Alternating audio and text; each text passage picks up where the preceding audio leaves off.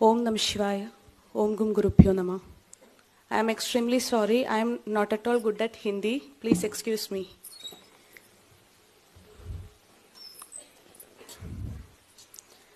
आदरणीय गुरुनाथ, मंच पर उपस्थित सभी मान्यवर और यहाँ उपस्थित सभी देवियों और सज्जनों, आप सभी को मेरा नमस्कार। मैं डॉक्टर अनघा केरल के त्रिशूर जिले से हूँ। वह मेरी बड़ी बहन अनुषा है और वो मेरी छोटी बहन अमृता। आज हम तीनों आचार्य श्रीमन मनोज जी के शिष्य हैं और आर्ष विद्या समाजम के फुल टाइमर्स भी है। मैं आपके सामने उस दर्दनाक अनुभवों को साझा कर रहे हैं जो हमारे परिवार ने 4 साल पहले झेला था। हमारा जन्म बहुत ही ऑर्थोडॉक्स ब्राह्मण फैमिली में हुआ था। बहुत छोटी उम्र से ही हम घर पर कई प्रकार के अनुष्ठान और दैनिक पूजा देखते हुए बड़ी हुई है। मुझे केवल कुछ अनुष्ठानों के अलावा इस बात का कोई अंदाजा नहीं था कि सनातन धर्म क्या है, भारत का वास्तविक इतिहास क्या है और समकालीन चैलेंजेस क्या होती है। यह अज्ञाता मुझे इस्लाम के गड्ढे में ले आया। मैं हर किसी की तरह अच्छी पढ़ाई करके, एक अच्छी नौकरी पाकर, अपने परिवार की देखभाल करके और एक अच्छा फिजियोथेरेपिस्ट बनने का सपना लेकर कॉलेज गई थी।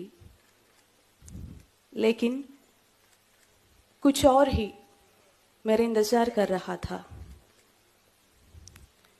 यह एक ऐसा समय था जिसने मेरे जीवन का दिशा बदल दी। मैं अपने कॉलेज के दिनों में हॉस्टल में रहती थी। मेरे रूममेट्स में मुसलमान अधिक थे। हमारे बातचीत में रिलीजन कॉमन टॉपिक बन गया। सबसे पहले उन्होंने मुझे हिंदू धर्म के बारे में क्वेश्चंस पूछना शुरू किए। आप सभी ने केरला स्टोरी फिल्म देखी होगी। मैंने भी फिल्म में कैरेक्टर शालिनी उन्नीकृष्णन जैसे ही क्वेश्चंस को सामना किया है। मैं उनको किसी भी क्वेश्चंस को आंसर नहीं दे पाई क्योंकि मैं अपने धर्म के बारे में कोई जानकारी नहीं थी। ये क्वेश्चंस धीरे धीरे क्रिटिसिज्म्स एंड इंसल्ट्स में बदल गई। वे क्षण थे जब मुझे ये कहने में भी शर्म आती थी कि मैं हिंदू था। मेरे परिवार वालों को भी कोई क्वेश्चंस को सैटिस्फैक्टरी और क्लियर जवाब नहीं दे पाई। मुझे सिर्फ यही आंसर मिला था कि हम अपने पूर्वजों को बताने रास्ते पर चलते हैं बस।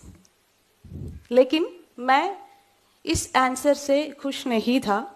मैं इन सवालों का जवाब खोजने के लिए बहुत कोशिश की लेकिन सफल नहीं हुई।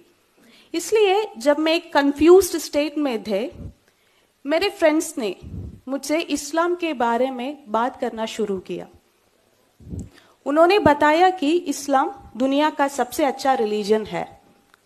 अगर मैं इस्लाम के बारे में क्वेश्चंस करते तो वे पूरे आंसर्स देते थे क्योंकि उन्होंने बचपन से ही मदरसा में उनकी रिलीजियस शिक्षा प्राप्त की थी। लेकिन मैं सनातन धर्म की बेसिक चीजों भी नहीं जानती थी। इसलिए मुझे उनके विचारों से प्रभावित होने में देर नहीं लगी। मैं अपने पहचान खोने लगा। तब तक मैं मानती थी कि सभी ईश्वर एक है और मानने लगा कि अल्लाह ही एकमात्र ईश्वर है। इस्लाम ने सबसे पहले मुझे सिखाया कि बाकी सभी रिलीजियंस के ईश्वर संकल्प और उनके अनुयायी नित्य नरक के अवकाशी है और सभी गैर मुसलमान मेरे लिए काफिर हो गए। तब तक मैं बिनती, कुमकुम, चंदन लगाती थी और धीरे से मैं मुस्लिम महिला की तरह कपड़े पहनने लगी। गाना, नाचना सब कुछ मेरे लिए हराम हो गया। मुझे लगने लगा कि मंदिर जाना और मंत्र का जप करना व्यभिचार जितना ही गलत है। धीरे धीरे से हिंदू धर्म, देवी देवताओं, हिंदू अनुष्ठान, स्वयं हिंदुओं को प्रति नफरत आने लगी। जिनका ये इस्लामिक व्हाट्सएप ग्रुप में मैं मेंबर थे, उन सभी में भारत के खिलाफ नफरत भड़कावा देने वाले मैसेजेस प्रचलित हो रहे थे।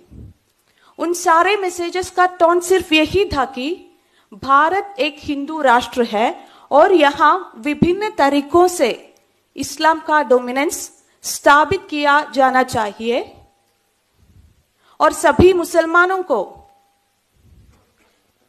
इसमें इसके लिए योजनाएं में भाग लेना चाहिए।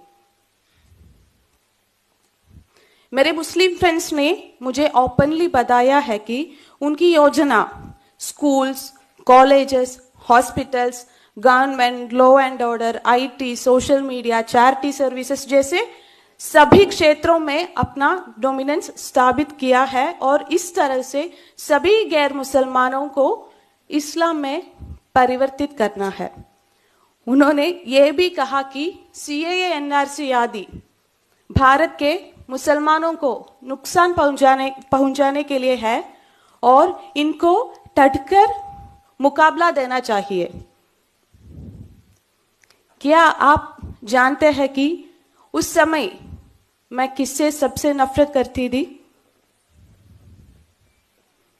कोई और नहीं बल्कि हमारे प्रधानमंत्री श्री नरेंद्र मोदी जी से।